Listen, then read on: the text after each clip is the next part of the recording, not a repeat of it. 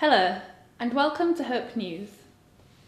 If you were a punk in the 70s or 80s, you're more than likely to remember Eric's Club in Liverpool. This famous club has now reopened in its original location on Matthew Street, so we sent Jay Bray down to take a look.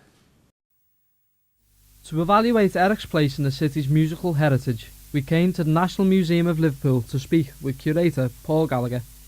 There's three periods in Liverpool's history that we think are really, really important. The first period where Liverpool was known as a place that produced music was the Merseybeat era, the 60s.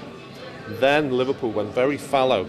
After all great periods, there's always a kind of, there's a vacuum after it. And during the mid-70s, something very special happened in Liverpool, not far from that Merseybeat scene at Cavan, and it was a place called Eric's.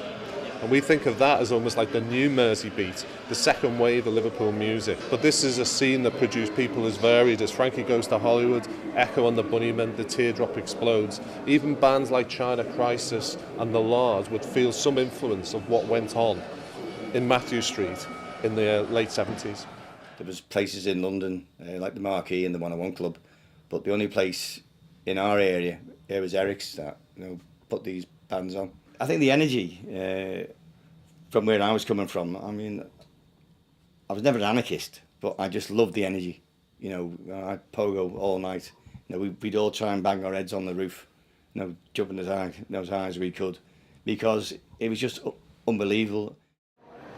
Years ago, it was one of the best places around. We had great groups like the Stranglers, the Clash played there. But today, the groups that's playing on there today, unless they become like bigger names like that, I don't know. Everybody only cares about the Cavan Club, so I think it's like really important as well. So I'm really glad it's open. We went down to Eric's to find out from Ethan Allen, music director, the new vision for the club. I mean, I was into the punk scene, and I was into bands that played here, and they also played, various places like CBGBs in New York. These Eric's and CBGBs are quite similar in a way. I think it's a great venue. I think sound-wise, it's got a great sound. It's got a great PA system from Adlib set up at the moment, and it's a great live sound. It's really comfortable. Obviously, we're too young to remember when it was first opened, but we've heard all the great stories and everything. I think when it reopened, it was quite sort of iconic club opening back up again, and we just thought, let's capitalise on that and let's see if we can sort of recreate the amount of people that came in here back in the day. And hopefully, it's got a really nice feeling to it. It has got a great feeling to it. So hopefully, when this place gets packed for our gig or any gig, the magic's going to come back. So it should be good.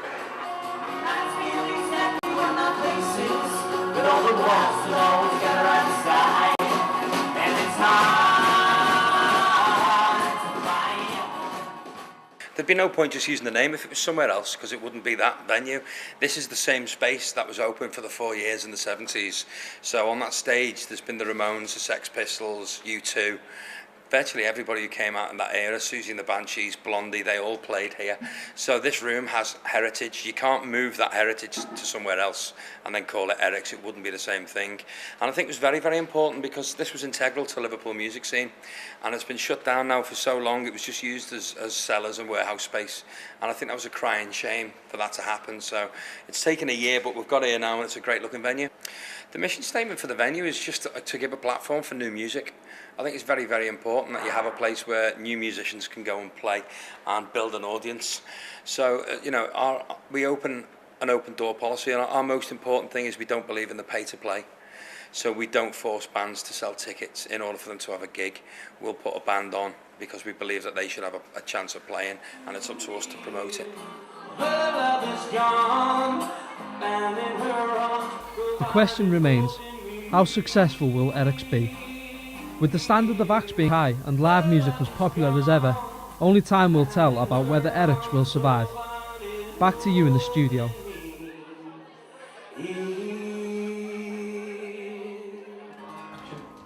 Thanks, Jay. A fantastic piece of local history. Hopefully we'll be able to follow up on Eric's later in the year. Now, on to the weather.